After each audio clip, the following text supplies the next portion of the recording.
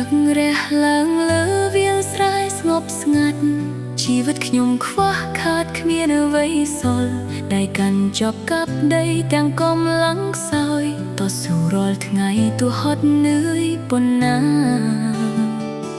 មើលអ្នកដទៃរស់នៅយ៉ាងសប្បាយចិត្តខ្ញុំស្រមៃចង់មានដូចគេតែវាសនាក្រីក្រនាំឲ្យឈឺចាប់ទឹកភ្នែកហូរមកដោយគ្មានអ្នកឃើញទឹកភ្នែកអ្នកក្រស្រកលើដីស្រែគ្មានអ្នកណាបើនឹងការឈឺចាប់ស្នាមញញឹមក្រៅលាក់រឿងទុកក្នុងចិត្តរស់មួយជីវិតជាមួយភាពខ្វះខាត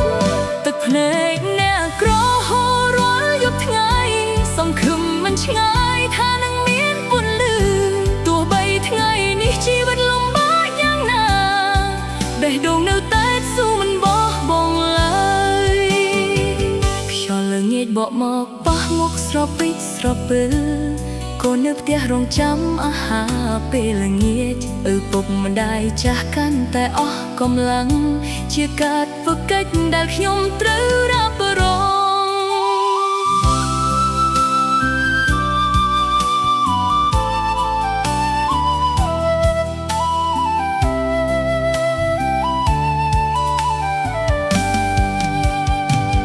ពេលខ្លះស្ទើរអស់ជំនឿលើវាសនា